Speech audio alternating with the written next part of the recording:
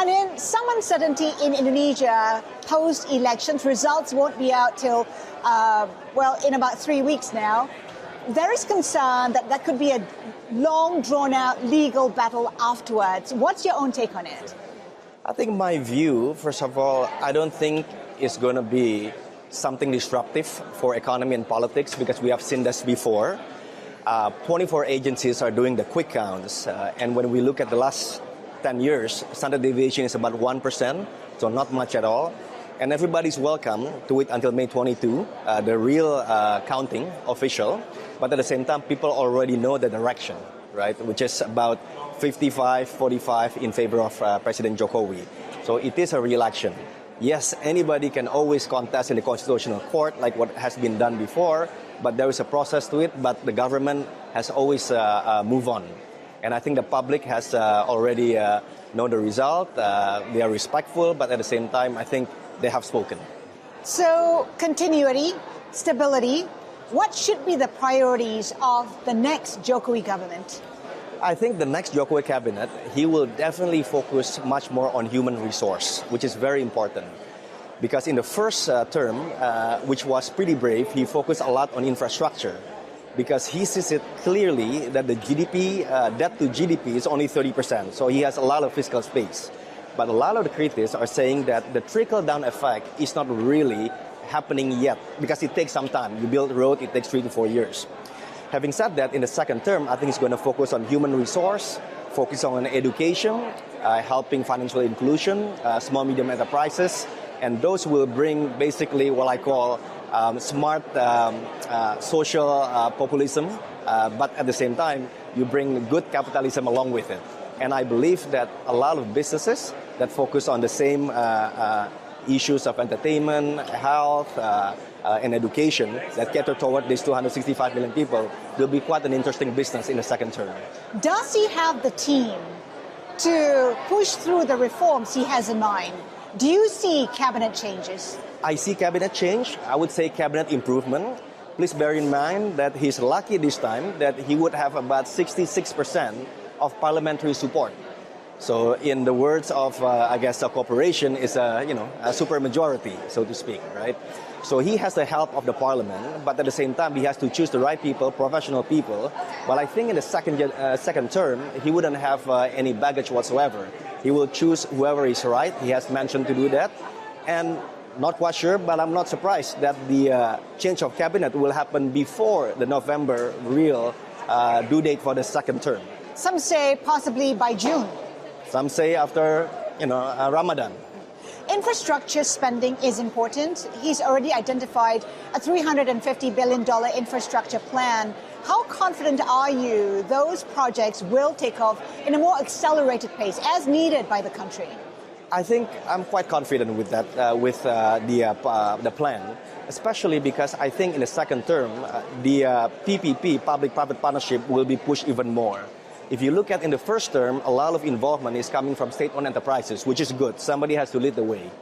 But now that you see the wind behind Indonesia macroeconomic movement, thanks to the successful election, I think the private sectors will continue to invest more on the back of this. So public-private partnership is very important. And when we say private, it's not always Indonesian private, but I think we'll be much more open to international investors, capital market, and so on. What kind of spillover effect do you hope to see for your own businesses, for the Bakrie, which is pretty much in across industries? Well, we are in many businesses, as you know, 77-year-old conglomerate. So I think if you look at Indonesian economy, about 2/3 is domestic consumption. So all the businesses that has something to do with domestic consumption will definitely benefit a lot. I'm talking about the media, I'm talking about consumer goods, talking about for example something like technology.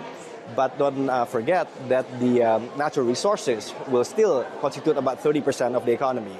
So the mining and minerals will help. But nowadays, I think the government will push for industrialization on top of the natural resources. Because at the end of the day, the multiplication is higher. The benefits for people are higher. And I think, it's going to go hand in hand with President Jokowi trying to make sure that, not only he gets the support of the 55%, of the population, but the 100% really benefit economically. And that's important for country of the size of 265 million people. And I think I would take it one step ahead. I think it is important for peace and stability even in ASEAN or Southeast Asian region. I want to touch on the media industry. VC Media posted losses last year. Yeah. What are the plans for a turnaround? Are you open to perhaps selling the company or stake at least? Well, basically, it's publicly listed companies, whether at the holding company, Viva, or the unit like MDIA. But the point here is that what is the next step, the value added or value creation after distribution using free-to-air? I think the key word is intellectual property, right? If it is news and sport division will be very interesting, like creating your own MMA league, creating your own MotoGP 150cc league. And the answer for the media is to create your own library. And, we would love one day in the future we can create our own Indonesian Marvel, because that's possible looking at the world right now. As you know, the winner of Oscar is Egyptian descent. Roma, not from Italy, but from Mexico, is one of, if not, the winner in Oscar. So all of this with the Netflix and Disney coming with Disney Plus, I think the thirst for original content will be there.